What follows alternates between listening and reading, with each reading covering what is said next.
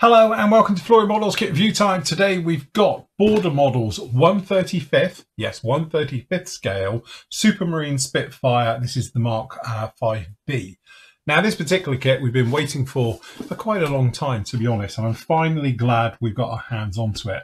Now I will say about this one, yes it is 135th scale, not the traditional 48th or 32nd.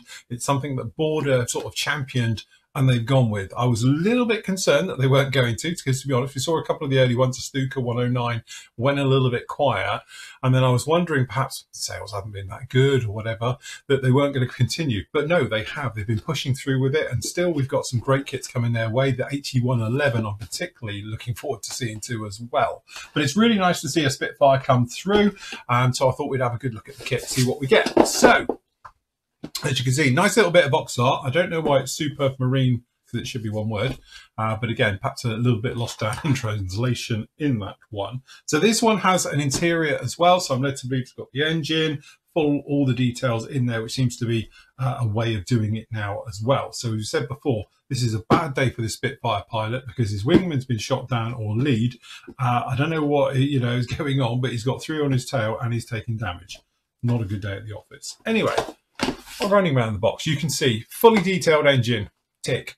Fully detailed with all the wing formers, guns, things like that, tick. Lovely recessed detail onto it, tick. Raised detail, tick. And again, nice details all the way through. So it's going to be a little bit of a good one, this one. So as you say, your number for this one is BF, which is unfortunate, 004. So it's BF004. All right, couple of few marking options down on there like that, which looks very nice indeed. So in the box we are greeted by, what's going to sit? Probably not. There we go. Multiple bags. Haven't been in here yet, so we've got clear parts just down in here. It's all separately bagged, which looks very nice indeed. Again, full interior, so we know we're going to have quite a lot to go with this particular one. And obviously we've got the wings down in there. We've got a lovely chunk of photo etch. I don't even know where that goes. And a nice thing of decals. And then obviously we've got the instructions. As always, we will start with the instructions. Okay, so we're on a double one here. So some nice little reference photos down in here talking about the differences between the Mark V and the Mark IX, which is obviously probably the most common ones during the war. We've got the sprue layout guide and all the rest of it, which we've just seen. I think we'll do this half and half. All right, starts off with the Merlin, getting the engine all sorted. Looks very nice. We have got a little bit of plumbing going down in there, but again, you might want to add a little bit more wiring on this because it looks like it's a little bit lacking on wiring and plumbing. But again, that will really pop and make that come to life. Then we're down onto there. We've got the forward sort of frame for the panel, instrument panel, and then obviously we've got the usual thing of rudders, control stick, things like that being fitted down into that one, just down in there. Pilot's one with the pilot seat fitted to it. We've got photo etch, which is going to go onto the seat, and then obviously making up the rear bulkhead and things like that. We've got the cannons being fitted into this one as well. So again, we've got the one with the sort of the machine guns on the outer board ones, cannons going onto the inside. All right, which is very nice. And then, as I said, machine guns being fitted down. We've got the ammunition and boxes for those, for the trays for them as well, right the way through, which is a nice touch. We've got the ailerons, and they look like they're posable completely, the way it's got framing work down in here as well, so that's quite nice. And with the flaps, so it's almost workable. We've got the covers for all the guns, so depending on how you're displaying it, closed or open, will be up to you on there, fitting those all down onto the actual wings itself. Then we got photo etch, nice touch. So we're doing photo etch for the actual latches, which then obviously the cowlings will fit to when it's onto here. So again, a little bit small because they're going to be tiny in 35th, and you're going to need to get your photo etch benders out for this one, I think, to get those all in there as well. But that's a nice little detailed touch about putting it in scale, doing it in photo etch rather than the traditional molded in plastic. Back over to the fuselage, as I say, working our way through on here as well. Sidewalls being added to this one. All the various parts, as you might imagine, going onto those as well. That's very nice. And then we've got the actual rudder being fitted down onto it, and then it's talking about the tail wheel as that one gets fitted in. All right, so there's your tail wheel made up, being fitted. There's your rudder. That's the seats we did earlier. We've got the bulkhead going in as well, so I assume that's the firewall going through in there, and then obviously the engine being fitted into the actual front end as well. Then we're moving over. Wing section comes up underneath, which is pretty much standard to anything Spitfires going together. Control surfaces, as I said before, they're all fully posable, which is a nice touch. And even you've got the one down the back here as well with the actual compartment behind the pilot. So again, for getting in some of the gear, you can have that open or closed as you want it. Then we've got the exhaust being fitted onto this one right the way through. And then obviously we've got the extra layer of glass being fitted onto the actual clear parts for the front canopy, and then bubble canopy part, and then obviously the rear part of the canopy being fitted on. Cowlings are being fitted onto that. Underneath then, taking care of all the lumps and bumpy bits underneath here as well. So radiators being down there and fitted and put on there as well. I'm sure you've got an oil cooler down in here somewhere, be fitted.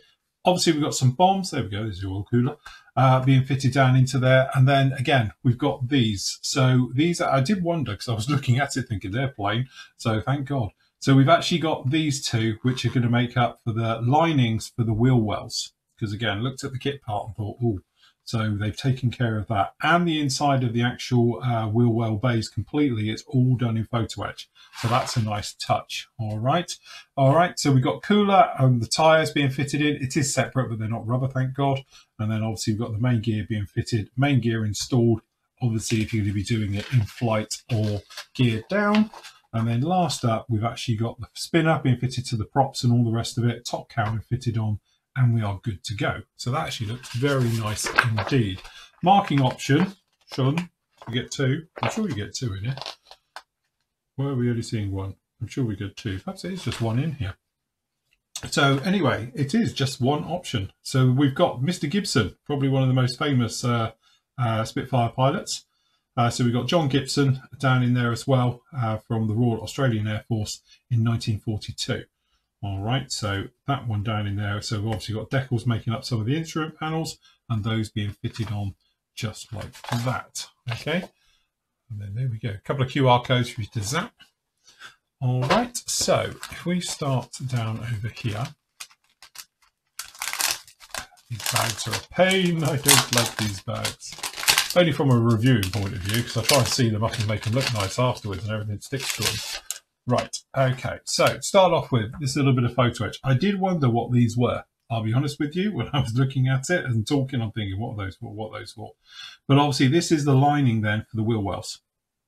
So what you've actually got is these you're going to have to make into a hoop or into a drum shape with those ones. And then these other ones are the other ones that are going to fit down into, you've got 4, 2 on each one, all right?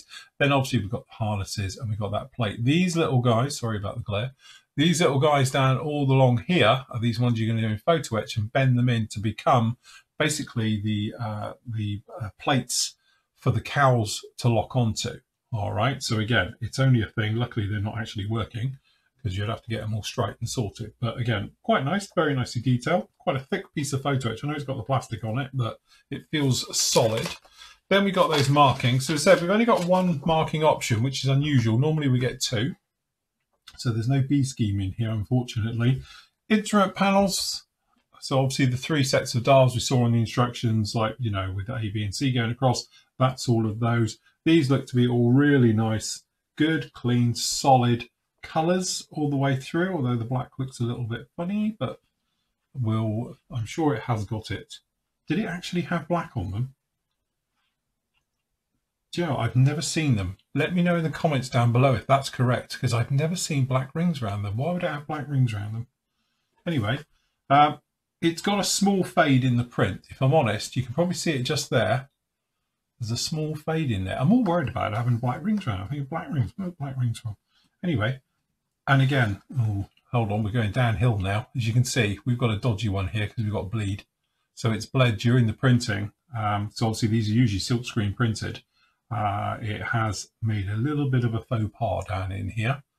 So, you know, again, what do you do when this happens? You've got two options. You either just live with it, paint them yourself, or you can actually go back to the company and say, look, I've got dodgy decals and try and get a replacement. Your quickest and fastest way to do it is go to the manufacturer, not to where you bought it. Purely because if you go to where you bought it, they'll go to where they got it from, and they'll get it from them, probably the importer, and then the importer have to get it from the manufacturer.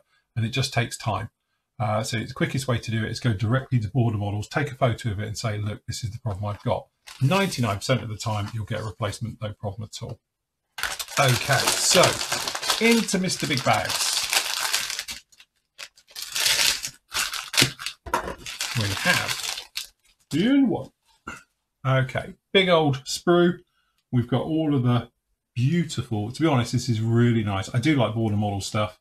It always has a little bit of a texture to it. It's never perfectly smooth, but actually it's nice. I like the wording on the tyres. I like the actual style of it, and the riveting to me looks about right. Now, I know a lot of people might say that's a little bit over riveted and all the rest of it, but you need a certain amount so you can still see it once you painted it and weathered it and then you put a wash on. All right, so again, I'm not too worried about it. I think actually that's very nice detail indeed. So this is where you're going to be gluing all of those on, but that's got raised riveting on the entire front end of this as well. So that's actually very, very nice. We've got the tyres, which are they Michelle's or somebody else's? Oh no, they are Dunlop, and it actually does say Dunlop as well. So as I say, sometimes they change it to Michelle for Michelin's and stuff like that, but nice touch. Underguard down in here, it's got the lovely riveting, raised riveting, and the recessed as well. And okay, they've done the, you know, you can obviously harp about different things on Spitfires, but these have done the donut versions of the latches, which we know, which technically have the little key thing in them, if you like, or the slot for lining them up for undoing and putting them on. They've gone down the donut route for it. So tell me if you're a fan or not. So, but again, looks very, very nice indeed. So on the inside, you have got some ejector pins around, but all of these look like they're tucked out of the way apart from him. So I don't know why he's somewhat in there. You would have thought he could have just got on around in areas which you don't see. But generally, that looks pretty darn good to me. Okay, so next up, we've got the wings. Okay, so really nice. And again, when you see it like this is 35th scale. You know, you think to yourself, well, what about sort of 32nd scale? How does it stack up? Well, it just so happens I happen to have one of these to show you exactly. So you can see it is quite a difference. It is quite a little bit smaller, you know. So from an overall, if you went completely one side, it is a little bit smaller. All right, on here. And this is the cheap Revell kit, which I did as part of a demo series. All right, but as you can see from a scale point of view, it is a little bit smaller, but not too much. So I definitely don't see a problem with it in scale. But again, looking down on the close, you can see just how nicely done that is with the riveting, access panels, things like that. This is what concerned me, because I saw that, I thought, Christ, they've just left them, have they? But it's all right, photo etch interior. It's going to be a nightmare to do it, but once they're in, you'll be absolutely fine. Anyway, wing covers as well. Those are really nice. Tops of the wings, very nice indeed. Inside of the wings, we've got a little bit of detail. We don't have any ejector pins in the normal location, so that's quite nice. And down in here, you can see we've got some framework on the bottom. Not that you were going to see that far through everything, but you can see that actually looks pretty darn good down in there. It's all right, good, like it. Okay, so next up we have the smaller sprues. So this is sprue C. You can see looking pretty nice. And then down in here, pretty good. So down in here, you can probably see the instrument panel, really deep recessed for those. So yeah, not sure because that's really deep. So ideally what you'd like to do is get those decals inside it, but then you're going to have to cut them out and put them all in manually, just like I did when I was working on the Halifax recently. And then do crystal clear over the top to give you the glass effect. Not the easiest thing to do, especially in the smaller scales. So, but anyway, that's nice. Down in here, obviously we've got the guns, very nice as well. We've got that firewall with the areas, bulkheads, things like that. We've got the cannons, full length as well. I think it's the Hispania cannon as well. So that looks very nice as well. Cockpit side details. We've got the seat. We've got that forward fuel tank. Looks good. Yeah, all in all, I think that looks very nice indeed.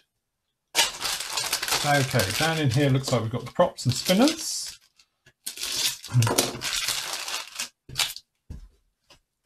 Okay. So sprue D, we've got some of the engine parts. So say we've got the engines, looking nice, front end, rocker covers, the blocks. That all looks quite nice. We've got the spinner. The exhausts. So the exhaust, the way they've done it, they're not hollowed into it. Well, but you're not going to see that far back into them past the shrouds, I don't think, anyway. So that's pretty good. Got the props down in here. One of the lines. That actually all looks pretty nice. No problem with that at all. That's good. Then do this one next. Okay, the itty bitty ones. So this is sprue F. And again, as you can see, tons and tons of little stuff. Adding all that gorgeous detail. So we've got the reflector sight down in there. We've got the tail wheel. Very nice. All the parrots. We've got the control grip. Yeah, that all looks pretty darn good to me. Can't see any problems with the kit at all, which is nice. Okay. Last up, we have a bomb, just the one. Obviously on a centre line, I'm assuming they're thinking for this one. So we have one bomb on sprue E. We've got the containers. This, I assume, is your ammunition. Sorry, this is your ammunition. That's your grills. This is your ammunition running down on these. So that's good. Pretty good. We've got the magazines there for the cannons as well. We've got the oxygen bottles. That all looks pretty sweet. Can't see any problem with any of those. That all looks very nice indeed. Okay, last up we have the clear parts. And again, very, very nice.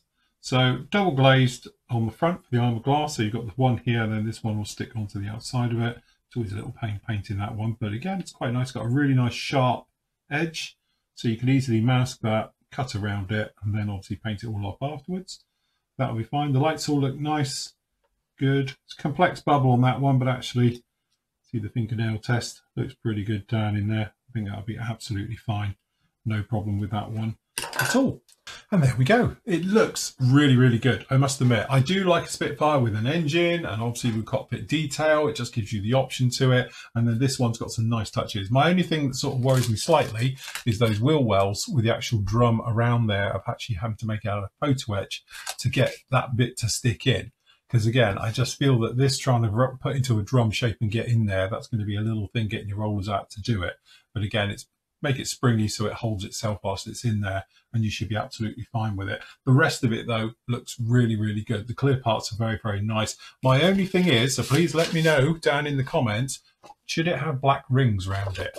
Because I've never seen it like that before, and I know it's got a misprint on this particular sheet because it's a little bit blurred and gone.